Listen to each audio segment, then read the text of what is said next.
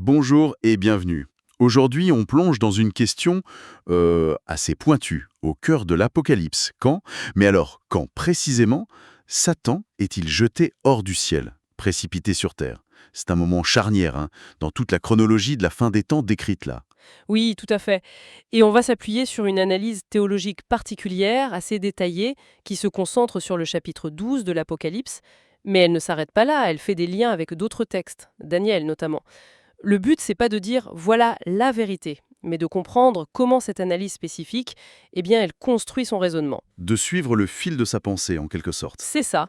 Comment elle pèse le pour et le contre de différentes hypothèses sur ce timing pour finalement arriver à sa conclusion. Et c'est important parce que, au fond, ce n'est pas juste une date dans un calendrier cosmique abstrait, n'est-ce pas?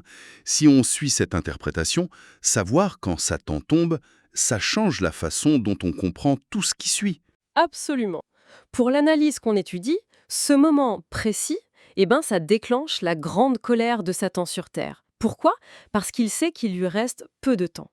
Donc, situer cet événement, c'est un peu comme placer la première pièce d'un domino. Ça permet de comprendre l'enchaînement. La persécution finale, l'arrivée des fameuses bêtes d'Apocalypse 13, le début de cette période très spécifique de 1260 jours.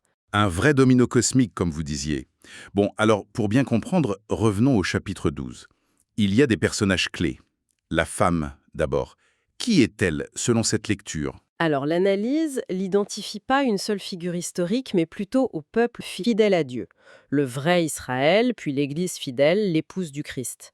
En gros, ceux qui reflètent l'image de Dieu à travers le temps. D'accord. Et l'enfant mâle, celui qui doit régner sur les nations.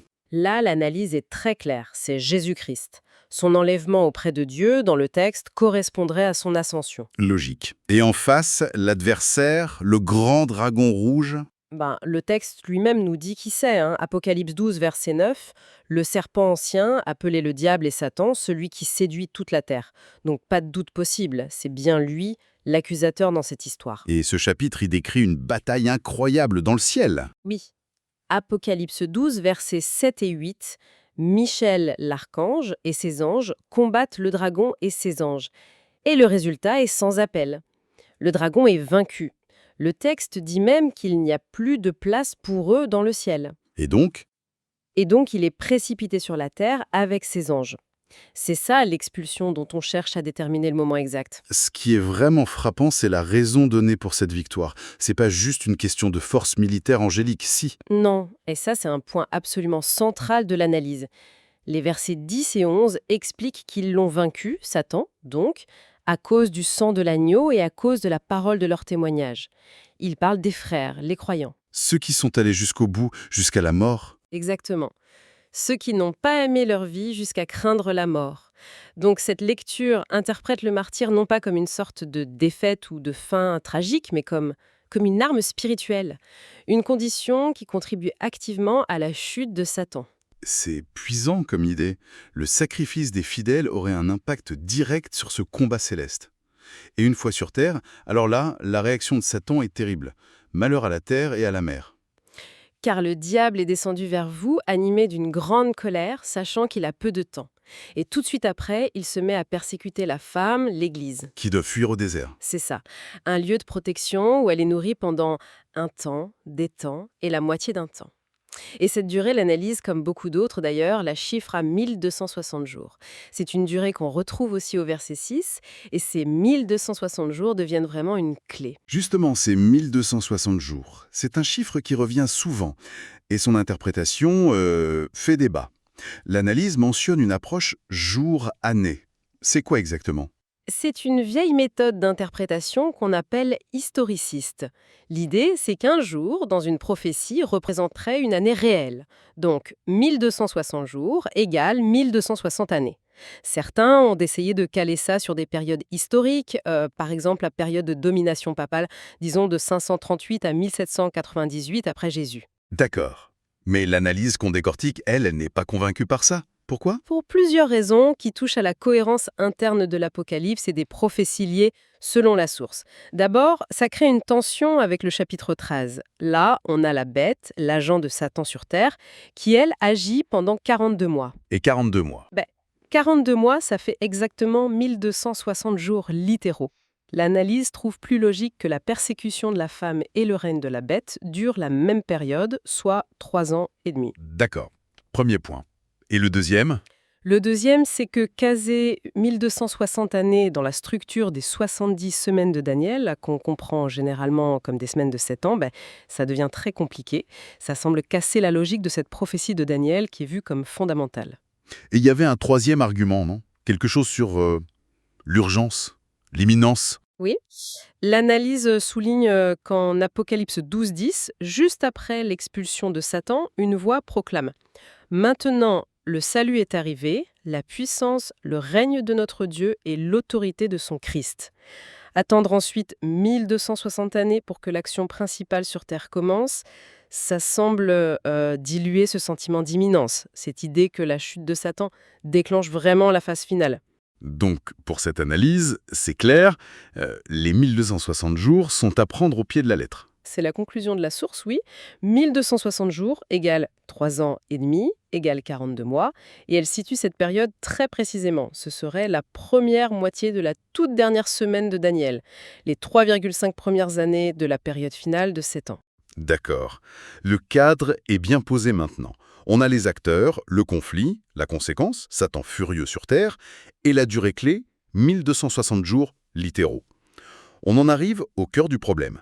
Quand est-ce que Satan est expulsé pour que tout ça démarre? L'analyse examine plusieurs options et elle commence par en écarter certaines. Exactement. D'abord, l'idée d'une expulsion avant même la création de l'homme. Rejetée. Pourquoi? Parce que le chapitre 12 lie clairement l'expulsion à l'ascension du Christ, l'enfant mâle enlevé, et surtout, on l'a dit, au témoignage des martyrs, verset 11. Ces conditions n'existaient pas avant l'histoire humaine. Logique. Ensuite, l'hypothèse d'une expulsion au moment de la croix ou de la résurrection du Christ. On entend ça parfois. Oui, mais la source la rejette aussi, pour la même raison. Le rôle crucial des martyrs.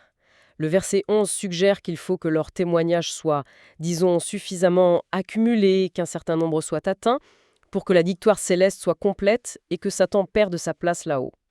Or, au moment de la croix ou même de la Pentecôte, ce nombre de martyrs commençait à peine à se constituer. C'est cohérent avec leur lecture du verset 11, en effet. Alors, l'analyse regarde plus tard. Option suivante. Une expulsion au milieu de la dernière semaine de 7 ans, juste après la première résurrection. Quelle serait la logique derrière ça?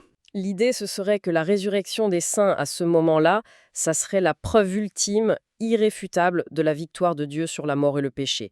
Ça réduirait à néant toutes les accusations de Satan et ça justifierait son expulsion finale du ciel pile à ce moment. Mais là aussi, la source trouve que ça coince. Oui, et pas qu'un peu. Le gros problème, c'est si Satan est expulsé après cette première résurrection que cette analyse place au milieu des 7 ans et qui, pour eux, implique l'enlèvement des croyants de la terre, alors la bête d'Apocalypse 13, qui est suscitée par Satan après son expulsion, elle va persécuter qui? Ah oui, Contre qui elle va imposer sa marque si les saints ne sont plus là? Et les fameux martyrs de la bête, ceux qui refusent sa marque, quand est-ce qu'ils auraient témoigné? Ça crée un vrai sac de nœuds chronologique selon la source. Ça pose aussi des questions sur le timing des 2 témoins d'Apocalypse 11. et effectivement, ça soulève des questions sur l'enchaînement logique. D'accord. Autre possibilité examinée. Une expulsion qui arriverait pendant la période de la 6e trompette. Aux événements des 6e et 7e trompettes, qui correspondent aux 2e et 3e malheurs. Mais même ça ne convainc pas complètement l'auteur de l'analyse. C'est envisagé, mais avec des pincettes. L'analyse rappelle que la chronologie exacte des sceaux, des trompettes, des malheurs, c'est un casse-tête notoire. Quand exactement les 144 000 sont-ils scellés? La source pense plutôt au 6e sceau, donc avant les trompettes. Comment s'articulent les différents malheurs annoncés? Lier l'expulsion uniquement et précisément à la 6e trompette, ça reste un peu fragile pour l'auteur. Bon, alors, après avoir écarté ou nuancé toutes ces options, où est-ce que l'analyse nous emmène? Quelle est l'hypothèse qui tient la corde? Elle s'oriente vers ce qu'elle appelle la vue 6. L'idée maîtresse, c'est que l'expulsion de Satan aurait lieu juste avant le tout début de la dernière semaine de Daniel, juste avant le coup d'envoi des 7 dernières années. Juste avant le début des 7 ans. Ah d'accord. Et qu'est-ce qui motive cette idée? Quelle est la logique? Alors ça se déroule en plusieurs étapes, si on suit la source. Premièrement, le nombre de martyrs requis selon leur interprétation d'Apocalypse 12-11 arrive presque à son terme. L'indice, c'est le cri des martyrs sous l'autel au 5e sceau en Apocalypse 6. Ils crient jusqu'à quand et on leur répond d'attendre encore un peu, jusqu'à ce que soit complet le nombre de leurs compagnons. Le compte est presque bon. D'accord, le quota est presque atteint. C'est ça. Deuxièmement, cette quasi-complétion, ça permet à Michel d'agir. Victoire dans le ciel, Satan est vaincu et expulsé. Troisièmement, Satan arrive sur terre furieux, sachant qu'il a peu de temps, Apocalypse 12, ces fameuses 7 dernières années, selon cette lecture. Quatrièmement, cette fureur le pousse à agir concrètement. Il suscite ses agents, les bêtes d'Apocalypse 13.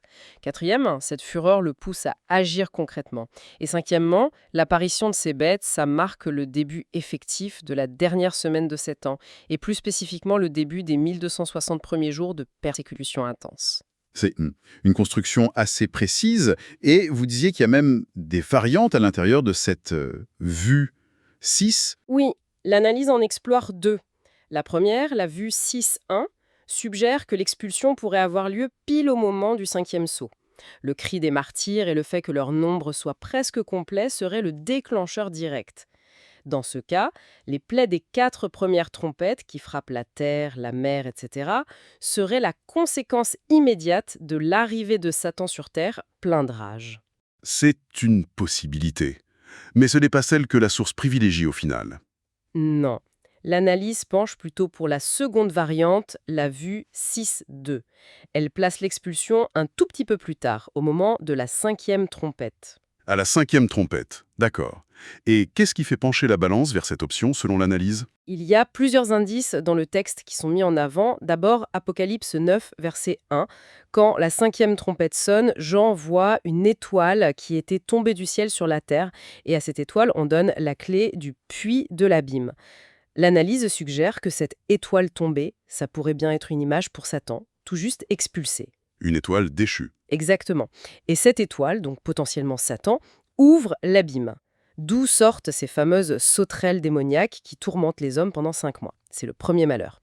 Et cet événement, il prépare le terrain pour la suite, la montée des bêtes d'Apocalypse 13, qui, elle, est plutôt liée à la 6e trompette et au 2e malheur. Je vois la séquence. Et les 144 000, ils ont un rôle particulier dans ce scénario-là? Qui sont-ils rapidement dans cette optique? Alors, ils sont décrits en Apocalypse 7, ils sont scellés juste avant l'ouverture du 7e sceau, donc avant les trompettes. Le texte les appelle les prémices pour Dieu. L'analyse fait une hypothèse ici. Et si leur sceau, qui garantit leur protection et leur fidélité pendant la tribulation à venir, était l'élément final attendu dans le ciel, le fait que ces dernières prémices soient sécurisées, ça suffirait pour que Michel puisse agir et expulser Satan. Hein? Intéressant. Donc même si le compte total des martyrs de toute l'histoire n'est pas encore fini à ce moment-là? D'accord. Le fait que ces 144 000 soient scellés agirait comme une sorte de garantie. Le signal que le plan divin peut passer à l'étape suivante, la phase finale, ça déclencherait l'expulsion. Et ensuite, pendant les 1260 jours de persécution par la bête, ces 144 000, que la source rapproche beaucoup des 2 témoins d'Apocalypse 11, auraient un rôle essentiel de témoignage et peut-être de protection pour le reste de l'Église, la femme au désert. D'accord. Donc, si on essaye de résumer la chronologie préférée par cette analyse, la vue 6.2, ça donnerait quoi, étape par étape? Alors, ça ferait 1. On a le 5e sceau, le cri des martyrs, le nombre est quasi atteint. 2. Puis le 6e sceau, Dieu scelle les 144 000, les dernières prémices sont assurées. C'est peut-être ça le déclencheur final. 2. Puis le 7e sceau. 3. Ensuite, ouverture du 7e sceau qui introduit le silence, puis les 7 trompettes. 4. Les trompettes 1 à 4 sonnent, des jugements partiels sur la nature. 5. 5e trompette. Là, l'étoile Satan tombe, elle ouvre l'abîme. C'est l'expulsion et le premier malheur, les sauterelles. 6. 6e trompette, libération des anges liés à l'Euphrate, montée probable des bêtes, chapitre 13, début du règne de 42 mois, 1260 jours, de la bête et 2e malheur. C'est le début de la dernière semaine de Daniel. 7 et puis au milieu de cette semaine, après les 1260 jours, 7e trompette, annonce que le règne du monde appartient au Christ, première résurrection, début des 7 coupes de la colère de Dieu, le 3e malheur. C'est une vestiture temporelle très précise. Au-delà de cette complexité, qu'est-ce que cette lecture apporte concrètement? Pourquoi c'est pertinent de chercher à dater ça si précisément? L'intérêt principal de cette interprétation spécifique, et j'insiste, c'est une interprétation, il y en a d'autres, c'est d'offrir une lecture qui se veut très cohérente, très séquentielle des événements. Mais surtout, je crois, elle met en lumière de façon assez forte ce lien supposé entre la fidélité des croyants, jusqu'au martyre, et des événements cosmiques majeurs, comme la défaite de Satan dans le ciel. Ça donne une autre dimension au martyr alors. C'est plus juste une fin tragique ou un témoignage passif, ce serait un acte qui participe activement à la victoire, selon cette vision. C'est exactement ça. Dans cette perspective, le témoignage fidèle jusqu'au bout devient presque une condition nécessaire pour que la victoire céleste soit proclamée et que la dernière phase avant le règne visible du Christ puisse commencer. Ça donne un poids, une signification énorme à l'engagement des croyants, même face à la pire adversité. Donc, pour résumer la conclusion de cette analyse spécifique qu'on a explorée, l'expulsion de Satan du ciel vers la terre, ça se passerait juste avant le début de la dernière période de 7 ans, et plus précisément, au son de la 5e trompette, ce serait déclenché par le fait que le nombre des martyrs approche de son terme et que les 144 000 sont scellés, garantissant les dernières prémices. C'est bien ça.